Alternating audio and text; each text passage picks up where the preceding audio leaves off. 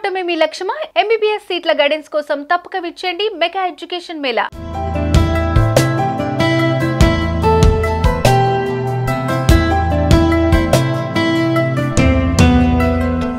రక్షాబంధన్ లేదా రాఖీ పండుగ అన్నా చెల్లెళ్ల అనుబంధానికి ప్రతీక.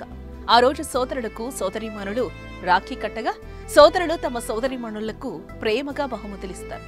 మంచి చెడు సమయాల్లో అండగా ఉంటామని వాగ్దానం చేస్తారు. అలాంటి రాఖీ పండుగకు సమయం దగ్గర కావడంతో సందడి మొదలైపోయింది.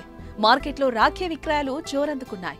తమ అన్నా తమ్ముడికి మంచి రాఖీలు కట్టాలని అక్కా చెల్లెళ్లు ఎదురుచూస్తున్నారు. మరి ఆ రోజు ఏ సమయానికి రాఖీ కట్టాలి, ఏ సమయంలో కట్టకూడదు అనే విషయాలు ఈ వీడియోలో తెలుసుకుందాం. తెలుగు పంచాంగం ప్రకారం ప్రతి ఏడాది శ్రావణ పౌర్ణమి రోజున రక్షాబంధన్ జరుపుకుంటారు. ఇక ఏడాది ఆగస్టు 19న సోమవారం నాడు రాఖీ పౌర్ణమి జరుపుకోనున్నారు.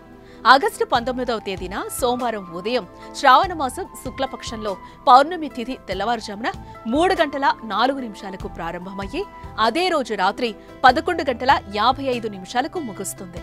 అయితే శుభ సమయంలోనే రాఖీ కట్టాలని, భద్రకాలంలో రాఖీ కట్టకూడదని పండితులు చెబుతున్నారు.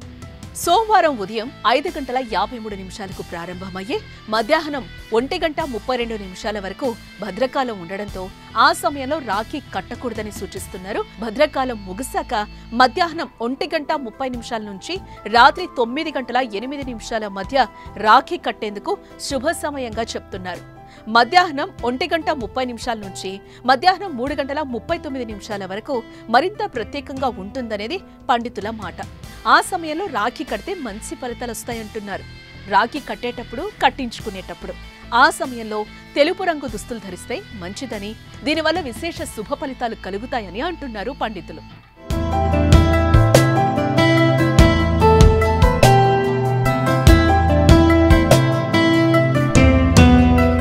మీ బిజినెస్ ఏదైనా మీ ఊర్లో ప్రమోషన్ చేయాలంటే అది సుమన్ టీవీతోనే సాధ్యం. ఇప్పుడే సంప్రదించండి.